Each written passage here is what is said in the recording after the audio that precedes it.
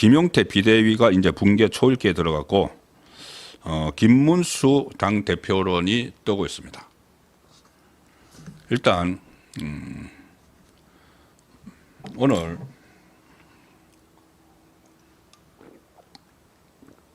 국민의힘이 위원총회를 열어서 제가 처음에 소개드린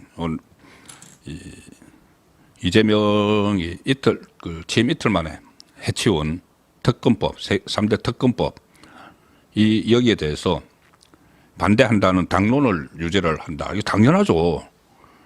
이게 시작이 되면은 온통 우파 개멸을 시키는 그 목적이 있는 건 누구나 다 뻔히 보입니다.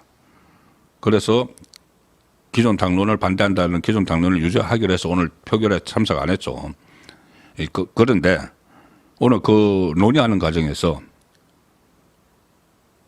친한계, 친한동훈계를 비롯해서 20여 명이 당론 없애고 자율 투표하자고 주장을 했다고 합니다. 이 법안을 비전문가가 봐도 이게 뭐를 목적으로 하는지 뻔히 보이는데 완전히 내란 프레임을 가지고 우파를 개멸시키자는 정치보복을 위한 건데 이걸 자율투표하자 친한동훈계를 중심으로 해서 이런 주장을 또 했다고 합니다. 그 노림수를 모르는 건지 모르지는 않겠죠. 알면서 이렇게 하는 이유는 뭐냐 하면은 제가 짐작컨대 완전히 그러니까 윤석열 전 대통령 세력을 이 민주당이 주도한 특검에서 다 쳐내주기를 바라는 겁니다. 다 쳐내주고 자기들은 거기서 빠져나와 있다고 생각을 하니까는. 그럼 다 쳐내면 이제 자기들의 주인이 되겠죠. 그 이상으로는 다른 쪽으로는 생각을 하기가 어렵습니다. 이게 이 우파 개멸을 위한 법안이 분명한데도 이렇게 그것을 자율투표에 맡기자. 사실상 가서 찬성을 하겠다는 이야기죠. 이거는 민주당 이재명이 주도한 특검의 손으로 소위 말하는 친윤 그룹을 전부 다 쳐내겠다. 쳐내자. 이런 생각이 아니고서는 이 법안에 거의 뭐 찬성하는 듯한, 뭐 찬성한다고는 안 했지만은 자율투표하자고 이렇게 나오기는 어려운 겁니다. 그만큼 지금 당권에 혈안이 돼 있는 사람들이 있는데 이 당권 잡으면은 일단 이 지방선거 공천 뭐 그 정도를 노리고 하는 게 아닙니다. 앞으로 완전히 이 당의 새로운 주인이 되기 위한 그래서 뭐 당을 어떻게 만들겠다는 그런 비전보다는 일단 기존에 있는 사람을 쫓아내자는 거죠. 그 당 본인들이 주장하는 비전이란 것은 완전히 그 윤석열 전 대통령과의 결별, 절연 뭐 이런 건데 그게 어떻게 무자료도 딱딱 되는 게 아니죠. 그것을 하나씩 정리를 해나가는 그런 상황이 돼야 되는데 마치 전혀 새로운 이 정치 세력처럼 그렇게 일종의 점령을 하겠다는 거죠. 접수를 하겠다는 그런 그 의식이 다 들어있는 것 같습니다. 오늘 그 권성동 오늘 상황이 많이 전개가 됐습니다. 권성동이 원내대표직을 사퇴를 했습니다. 대선 패배와 관련해서 원내대표로서 책임을 회피하고 변명할 생각이 없다. 사퇴하는데 그 사퇴하면서 또 한동훈을 맹비난했습니다. 나라의 명운이 걸린 선거에서조차 뒷짐지는 행태, 분열의 행보를 보인 부분, 내부 권력 투쟁을 위해 국민의 힘을 엄해하는 더불어민주당의 논리를 칼처럼 휘두르고 그들의 칭찬을 훈장처럼 여기는 자해적 정치 행태, 실망을 넘어 분노하는 국민과 당원이 많다.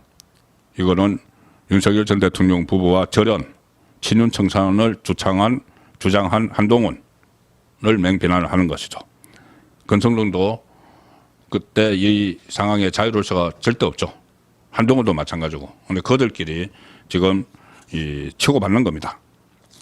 그리고 오늘 이 비대위원들이 일갈 사의를 표명을 했습니다. 이미자, 최형두, 최보윤 비대위원들이 사의를 표명을 했고 당연직 비대위원인 김상훈 정책위 의장도 사의를 표명을 했고 역시 당연직인 이 권성동이 사퇴를 했기 때문에 이 비대위가 무너지는데 김용태 위원장이 버팁니다. 갑자기 이 기자들하고 만나가지고 내 거취와 관련해서는 의원들 의견을 많이 듣고 있다. 그런데 나는 사의를 표명한 적이 없다. 아니 그러면 비대위원들이 다 없어지는데 비대위원 없이 비대위원장 혼자 있겠다는 이야기인지 안에서 또 무슨 이 군궁이 속에 있었어 이런 말들이 이제 오가는지 제가 지금 여기 어제 말씀드렸다시피 이재명을 견제하고 그 이재명의 위험성을 알리고 그런 부분 재판이 진행돼야 된다는데 지금 주력을 하는 그런 모습이 거기에 제가 초점을 맞추고 있어서 이 부분은 잘 자세히 전해드리지 않았기 때문에 좀 그 혼동이 됐을 수도 있는데 어쨌든 이 비대위 체제는 사실상 무너졌습니다. 김용태 버티기 하고 있어도 뭐 버틸 수가 없죠. 다 비대위원들이 없는데 자 그래서 나오는 것이 이제 전당대회를 해야 되죠. 새로운 비대위를 할 수는 없지 않습니까? 전당대회에서 당 대표를 뽑고 해서 이제 지방선거 대비를 해야 되는데 거기에 김문수 당 대표론이 급부상하고 있습니다. 대선 패배 다음 날 이렇게 가서 이 뭐 철봉에 매달리는 그런 사진도 뭐 선보이고 아직 나는 팔팔하다 이런 거 선보이고 또 이 그 대선 패배 이후에 이 국민의힘에 대해서 여러 가지 또 쓴소리 같은 것을 막 했죠. 거기에 대해서 또 비판의 여론도 있습니다. 본인이 져놓고 왜 자꾸 당이 잘못됐다고 탓만 하느냐 이런 그 비판도 있기는 있습니다. 그런데 어쨌든 그런 것들이 당 대표를 당권 도주를 염두에 둔 것 아닌가 이런 말이 나오는데 오늘 이렇게 이야기를 했습니다. 오늘 그 캠프 해단식이 있었는데 거기서 지금은 자리 다툼할 때가 아니다. 저를 아끼시는 분은 그런 소리를 하시면 안 된다. 그리고 지금 이재명 시대가 열렸고 우리 앞에 놓인 국가의 위기, 국민적 위기 앞에서 우리가 해야 할 이야기가 있고 하지 말아야 할 이야기가 있다. 그런데 오늘 해단식에 모인 지지자들이 김문수 전 후보를 향해서 김문수 당대표 김문수 이렇게 막 연호를 했습니다. 김문수 전 후보는 그런 소리 좀 하지 말라고 했고 이번 선거에서 제가 패배를 했다. 그리고 죄송스럽다고 또 큰절을 또 했습니다. 그리고 이렇게 말합니다. 당 대표를 하라고 이야기하는 사람들은 우리도 똑같은 쓰레기 더미에 들어가자는 것이다. 지금은 그런 소리 하면서 자리 다툼을 할 때가 아니다. 국가의 위기 앞에서 지금 당 대표 하라는 건 김문수 너 아주 쓰레기통에 살아라.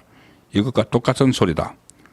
저를 정말 아끼시는 분들은 그런 소리를 하면 안 된다. 자, 이 부분을 제가 정치부 기자 생활을 그래도 35년을 했으니까 제가 한번 해석을 해보면 이런 겁니다. 지금 당대표를 맡는 것은 굉장히 고난의 길이다. 쓰레기통에 들어가는 것과 같은 굉장히 어려운 길이다. 감당하기가 어렵다는 이야기를 하는 겁니다. 자, 그렇지만 정말 저를 아끼시는 분들은 그런 소리를 하면 안 된다. 고 하면서 그 자리가 어렵다, 어려운 자리라고 이야기하는 것은 주어지면은 한번 하겠다는 저는 그런 의사 표시로 받아들입니다. 그 어려운 자리지만은 대선을 어렵게 치렀듯이 주어지면 해보겠다는 그 의지를 저는 간접적으로 표현을 했다고 봅니다.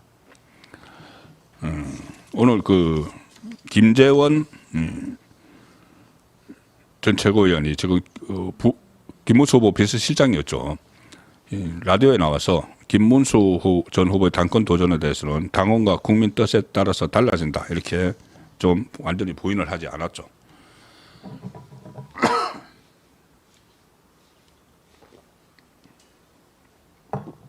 저는 일단 과도기라고 생각을 하면은 다시 체제를 정비하는 과도기라고 생각하면은 김문수 전 후보가 당분간 당권을 갖는 것도 나쁘지 않다고 봅니다. 왜 그러냐면은 지금 이재명의 독재가 막을 올리는 상황이죠.